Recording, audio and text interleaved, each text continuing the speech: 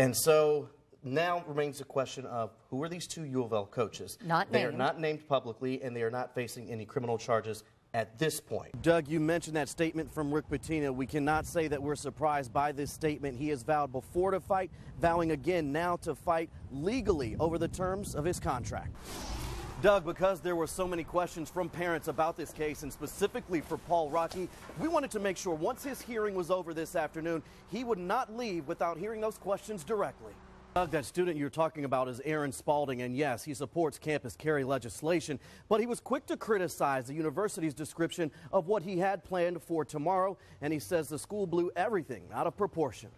We begin with the I-Team's Derrick Rose reporting from WHAS Airport in Lexington. Back on American soil, Derrick, who until December 2nd was one of the FBI's most wanted fugitives, is home in Kentucky, not where he wanted to be, but a place where FBI agents made sure he would return. Far from the mild temperatures of Central America where he was captured, Derrick stepped off a federally owned plane just after 7 Tuesday into a frigid Lexington night and a bitter cold reality: freedom was no longer his. There to witness the arrival, Kentucky's top FBI agent, Amy Hess, the special agent in charge, who for 6 months vowed to make this moment happen. As promised, Mr. Khan will now be held accountable for his actions, the people he deceived, and the lives he shattered. A sense of pride in tracking down the man who stole $500 million, not just from the federal government, but so many Kentucky families. Their wait is now over. His day has finally come. How's it feel to be back? Khan's response unclear, but what is certain is his 6-month run from the law was reduced to a simple stride heading in the direction of justice. Derrick Rose, WHAS 11 News. WHAS 11's Derrick Rose is live in Marshall County tonight. And Derrick, what did you find the tone was there today? Well, Doug, in our time here today, what we found were two simple words: family and community. Not just from what people told us, all of the people that we met here over the past day and a half, but it's simply how they live here in Marshall County. You know, this is the only high school here in the county, high school of about 1,500 students. Sadly, though, 2 of those students lost their lives in that tragedy, and it's being felt by this entire community, this entire county, and even the neighboring counties. Preston Cope and Bailey Holt both lost their lives yesterday, and we've been trying to get in touch with their families respectfully. Neither of their parents have spoken publicly on camera about their son and their daughter, but we reached out to them through social media, and Bailey Holt's father responded to us through social media. He left a message for us. Here's what it said. He wrote, "Just pray. She would light up a room when she walked in. Everyone said they never heard a negative comment about anyone or anything." Also today, we were able to put pictures to the names of those the world lost, as well as those who are still in the process of physically healing. The emotional scars are going to be lasting a little bit longer. And while we know Holt and Cope were 15-year-old students, we've also learned that 2 of the victims were brothers, twin brothers, in fact, Mason and Christian Cosner, both 15 years old, both hurt yesterday. Authorities say Mason on the left had a bullet stuck in his neck, and he is one of the 4 being treated at Vanderbilt Medical Center in Nashville. We're told his brother Christian, who's on the right there, was not shot, but actually was stepped on. He suffered minor injuries and is out of the hospital now, treated locally here in western Kentucky. More than 100 students in that popular Commons area inside the high school when that gunman opened fire. He looked lifeless. It was traumatic. I can't even explain it. I mean, flashbacks coming back in my head of this kid. Everybody. I mean, the kid, I can hear the gunshots. And now what still remains is the question of why. What is the motive behind this? You've been asking us. We've been asking officials. Still no answer as to exactly why this happened. But we did talk to the FBI today. They gave us some insight on the process to get that answer. Amy Hess there, the special agent in charge of the Louisville field office of the FBI. And while many people Those students, those teachers were running away from the danger. You had those first responders, those police officers, those sheriff's deputies, those state troopers who were running to war. That is what they're trained to do. And we're going to bring in my colleague, Mark Salinger, from our sister station, WBIR. And you had a chance to really highlight and profile, and you heard so many great stories of their courage. Team coverage beginning tonight of the big announcement by the interim U of L president, Greg Postal. Beginning with our Derrick Rose live from the campus explaining the decision and how it all happened today. Derrick? Well, Doug, you mentioned that statement from Rick Pitino. We cannot say that we're surprised by this statement. He has vowed before to fight, vowing again now to fight legally over the terms of his contract. Already trying to clean itself from the sex party scandal, the University of Louisville's reputation soiled once again by news of an FBI investigation into a pay-for-play scheme involving university sponsor Adidas, the family of 2017 recruit Brian Bowen, and 2 U of L men's basketball coaches. I would say that I was more angry than embarrassed. Obviously, embarrassment is part of it as well. Board of Trustees chairman and the U of L interim president told a packed room full of reporters and students on Wednesday the university wanted to distance itself from athletic director Tom Jurich and head coach Rick Pitino.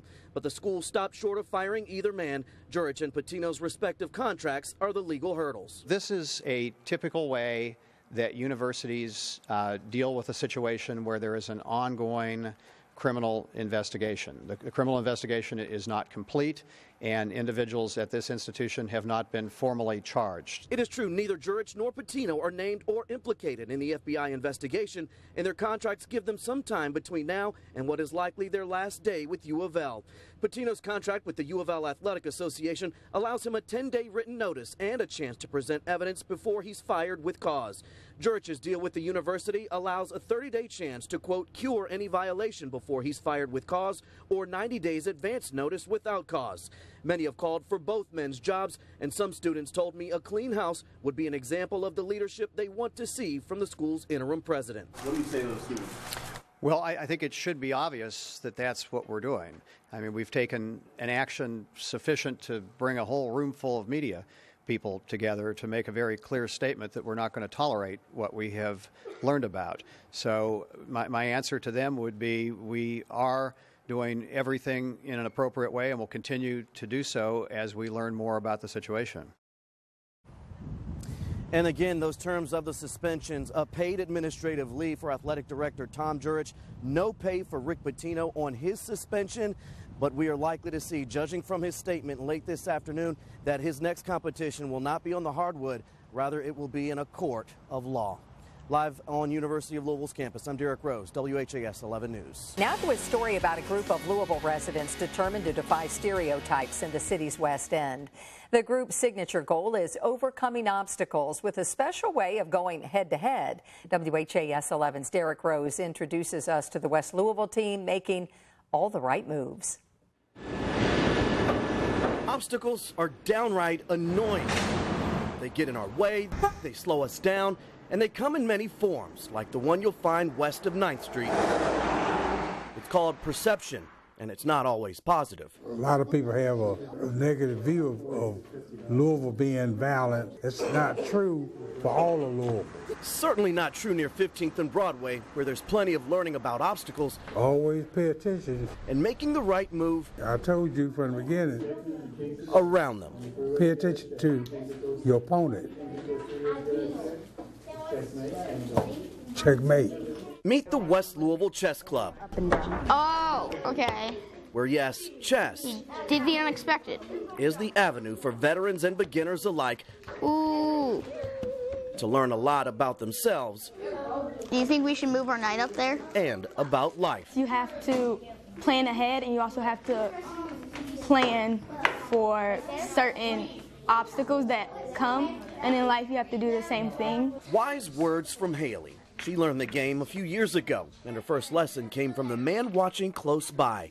His name is Robert Mize, but to Haley, he's Grandpa. He was a grandfather and a teacher at the same time. And to him, she's a quick learner. My daughter dropped her off one day, and I think she sat there and she beat me 3 straight games.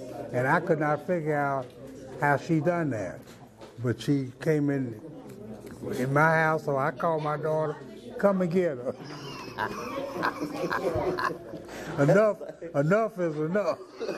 I was happy it was like beating your teacher and your grandfather. So it was like I get to gloat to my grandfather, but I know my teacher's proud as well. It seems those lessons are sticking.